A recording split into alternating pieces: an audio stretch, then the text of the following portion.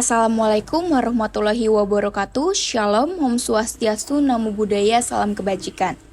Perkenalkan, saya Cordelia Carolina dan teman saya Sally Febrianti. Di sini kami akan mempresentasikan tugas besar 2 anti korupsi. Sebelumnya saya berterima kasih kepada dosen pemampu kami, Bapak Islahul Ben SEMM, karena perannya terciptalah tugas besar 2 anti korupsi ini. Kata pengantar, dalam materi ini kita akan menjelajahi pentingnya integritas pejabat publik dalam pencegahan korupsi. Merinci kerangka hukum dari perspektif undang-undang yang membentuk integritas di kalangan pejabat publik. Selain itu, kita akan membahas strategi pencegahan korupsi dalam sektor pelayanan publik dengan fokus pada transparansi dan akuntabilitas. Materi ini juga mengupas peran mahasiswa dalam menjaga integritas dan mendorong kesadaran terhadap pencegahan korupsi. Peran aktif mahasiswa diharapkan menjadi kekuatan positif dalam membentuk karakter berintegritas dan menciptakan masyarakat yang bebas dari korupsi. Mari kita eksplorasi bersama-sama setiap aspek materi ini dengan harapan dapat menginspirasi tindakan nyata untuk menciptakan tatanan pemerintah yang bersih, adil, dan berkeadilan. Semoga wawasan yang diperoleh memberikan nilai tambahan yang signifikan. Materi yang pertama, 2.1 dengan tema perlunya integritas diri pejabat publik dalam pencegahan tindakan korupsi. Integritas diri adalah kemampuan untuk tetap jujur, adil, dan bertanggung jawab dalam segala tindakan, khususnya bagi pejabat publik. Lalu, apa itu integritas diri? Secara umum, integritas diri adalah kualitas moral yang meliputi kejujuran, etika, dan tanggung jawab serta kemampuan untuk mengikuti standar moral yang tinggi. Apakah perlu integritas bagi pejabat publik? Pejabat publik harus memperlihatkan contoh integritas yang baik, karena sebagai pejabat publik, mereka memiliki peran penting sebagai role model bagi masyarakat. Pencegahan tindakan korupsi. Pencegahan tindakan korupsi adalah langkah-langkah yang diambil untuk mencegah terjadinya praktik korupsi di dalam pemerintah dan institusi publik. Peran integritas dalam pencegahan korupsi. Integritas pejabat publik menjadi lapisan pertahanan terhadap praktik korupsi. Dengan memiliki integritas yang tinggi, pejabat publik dapat menolak dan melawan godaan korupsi. Lalu, apa saja tantangan dalam menjaga integritas diri? Yang pertama, godaan korupsi. Masih ada godaan untuk melakukan praktik korupsi yang menggiurkan bagi pejabat publik. Kedua, tekanan dan pengaruh eksternal. Pejabat publik seringkali dihadapkan pada tekanan dan pengaruh dari pihak eksternal yang dapat mempengaruhi integritas mereka. Ketiga, kurangnya sistem pengawasan.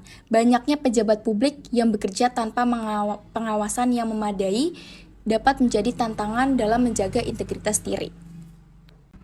Ada tantangan, pasti juga ada strategi untuk mempertahankan integritas. Di antaranya, yang pertama, pendidikan dan pelatihan. Meningkatkan pemahaman dan kesadaran akan integritas melalui pendidikan dan pelatihan yang kontinu. Yang kedua, penerapan sistem pengawasan yang ketat. Menerapkan sistem pengawasan yang ketat untuk mencegah terjadinya tindakan korupsi. Ketiga, pendidikan etika dan moral. Memperkuat nilai-nilai etika dan moral dalam pembentukan karakter pejabat publik.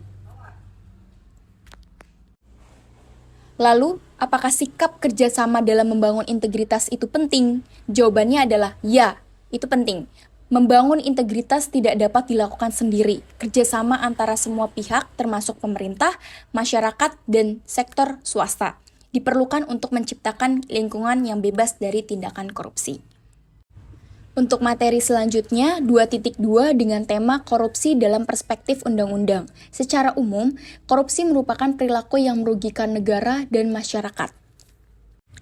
Poin yang pertama, latar belakang korupsi di Indonesia. Korupsi telah menjadi masalah yang meresahkan di Indonesia selama bertahun-tahun. Faktor-faktor seperti ketidaktransparan, kurangnya akuntabilitas, dan godaan kekuasaan telah mempengaruhi situasi ini. Poin yang kedua, definisi dan jenis-jenis korupsi dalam undang-undang. Undang-undang mendefinisikan korupsi sebagai tindakan penyalahgunaan kekuasaan atau jabatan yang dilakukan oleh pejabat publik atau pihak swasta. Jenis korupsi termasuk suap, pemerasan, penyuapan, dan nepotisme. Poin yang ketiga, pengaturan hukum mengenai korupsi di Indonesia dibagi menjadi 3. Yang pertama, Undang-Undang Pemberantasan Tindak Pidana Korupsi atau UU PTPK. UU PTPK menjadi landasan hukum utama untuk mengatasi korupsi di Indonesia. Undang-undang ini mengatur tentang pengungkapan, penyelidikan, dan penuntutan tindak pidana korupsi. Yang kedua, Komisi Pemberantasan Korupsi atau KPK. KPK didirikan sebagai lembaga independen untuk memerangi korupsi. KPK menyelidiki, menuntut, dan mengadili kasus korupsi serta melakukan upaya pencegahan korupsi. Yang ketiga, kerjasama internasional. Indonesia juga bekerja sama dengan negara-negara lain untuk memerangi korupsi. Kerjasama ini meliputi pertukaran informasi, pendidikan, dan pelatihan untuk meningkatkan kemampuan penegakan hukum. Poin keempat, penegakan hukum terkait korupsi. Untuk langkah-langkahnya, yang pertama, KPK melakukan penyelidikan dan penyusutan tindak pidana korupsi terlebih dahulu. Lalu selanjutnya, Pengadilan Negeri dan Pengadilan Tipikor memeriksa, mengadili, dan menjatuhkan hukuman terhadap koruptor. Untuk tahap selanjutnya, Polri bertanggung jawab untuk mengamankan dan menangani kasus korupsi tersebut. Poin kelima, dampak korupsi dalam masyarakat. Untuk dampak sosial, yang pertama, kurangnya kepercayaan masyarakat terhadap pemerintah dan institusi negara. Kedua, penyimpangan moral dan etika di masyarakat. Ketiga, melemahkan keadilan sosial dan kesetaraan. Untuk dampak ekonomi, yang pertama, merugikan pembangunan ekonomi negara. Kedua, menyebabkan kemiskinan dan ketimpangan sosial. Ketiga, menghambat investasi dalam negeri dan asing. Poin keenam, adapun upaya pencegahan dan pemberantasan korupsi. Di antaranya, yang pertama, pendidikan dan kesadaran masyarakat, membangun pemahaman yang baik tentang korupsi dan dampaknya. Kedua, transparansi dan akuntabilitas, mendorong pemerintah dan institusi untuk menjadi lebih transparan dan akuntabel. Ketiga, pengawasan dan pengawalan, menguatkan peran lembaga pengawasan dan masyarakat sipil dalam mengawasi kinerja pemerintah dan institusi publik. Keempat, sistem hukum yang efektif, menguatkan penegakan hukum dalam pemberantasan korupsi dengan keadilan dan keberlanjutan. Materi 2.3, pencegahan korupsi pada sektor pelayanan publik, meningkatkan efektivitas dan kejujuran di sektor pelayanan publik untuk mencegah korupsi dan memberikan pelayanan yang lebih baik kepada masyarakat. Latar belakang korupsi di sektor pelayanan publik ada 3 poin. Yang pertama, penyebab utama. Tingginya birokrasi dan kurangnya pengawasan menyebabkan korupsi merajalela dalam sektor pelayanan publik. Poin kedua, akibat buruk.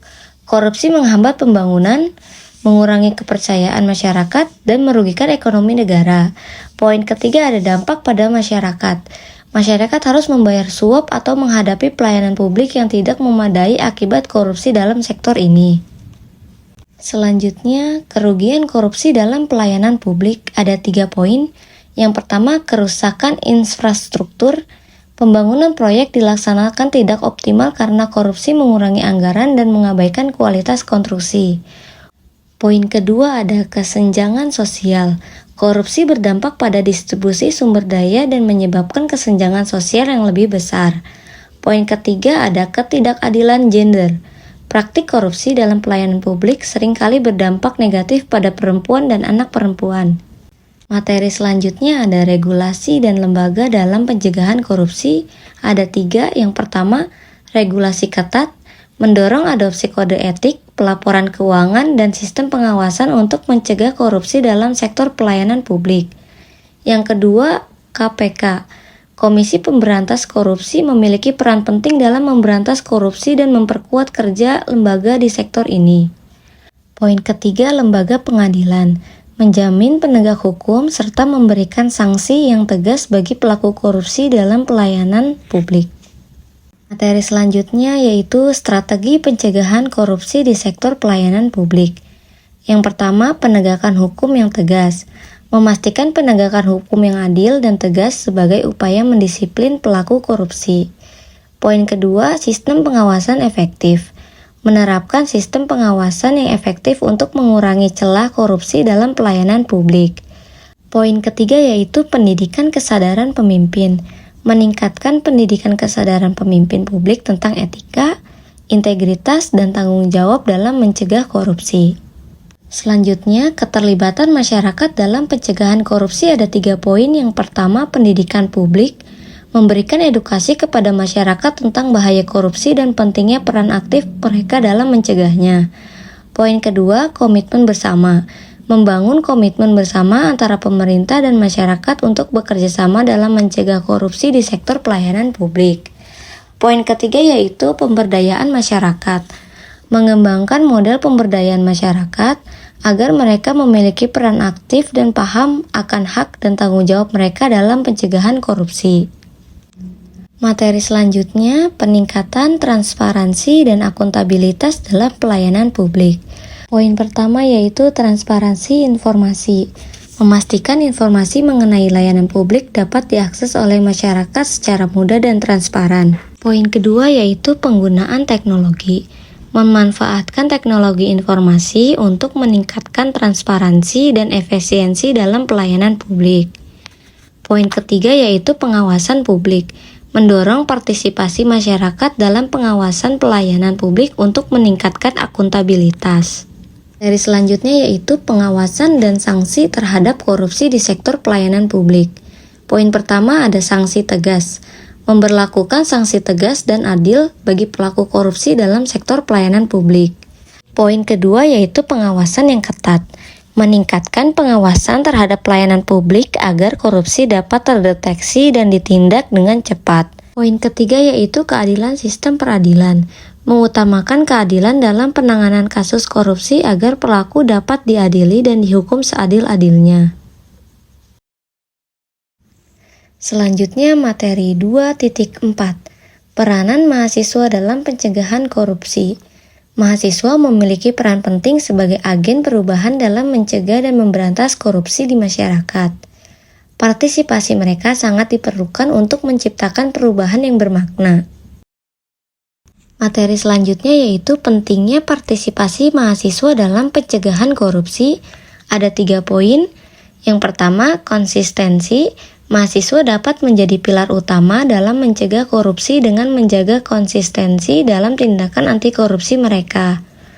Poin kedua yaitu pengawasan. Dengan partisipasi aktif, mahasiswa dapat melakukan pengawasan terhadap pemerintahan dan lembaga publik untuk mencegah mengungkapkan praktik korupsi. Poin ketiga yaitu pemberdayaan masyarakat. Poin ketiga yaitu pemberdayaan masyarakat. Melalui kegiatan sosial dan edukasi, mahasiswa dapat membantu meningkatkan kesadaran masyarakat tentang pentingnya pencegahan korupsi. Materi selanjutnya yaitu kontribusi mahasiswa terhadap pencegahan korupsi. Ada 3 poin.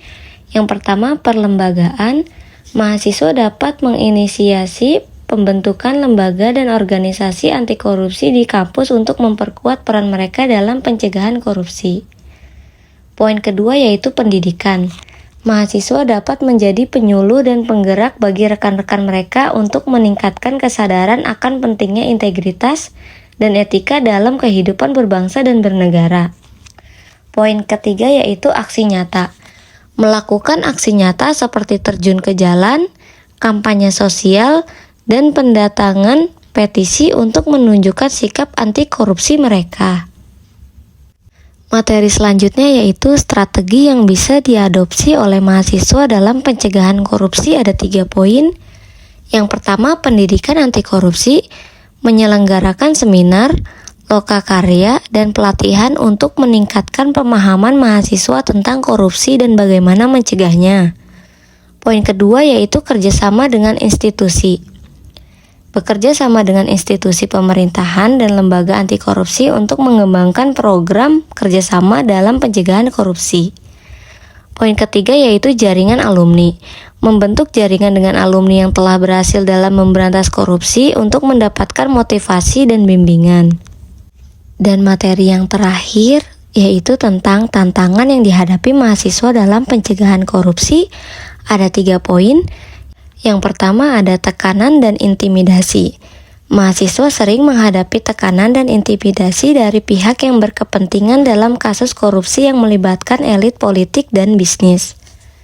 Poin kedua yaitu keterbatasan sumber daya. Keterbatasan sumber daya dan dukungan mempengaruhi akses mahasiswa dalam menggalangkan aksi nyata. Dan yang terakhir yaitu ketidakpedulian. Tidak semua mahasiswa memiliki kesadaran dan motivasi yang tinggi untuk melawan korupsi. Sekian presentasi dari kelompok kami, kurang lebihnya mohon maaf. Semoga materi yang kami bawakan bisa bermanfaat untuk kita semua. Jalan-jalan ke Bekasi. Sekian, terima kasih. Wassalamualaikum warahmatullahi wabarakatuh.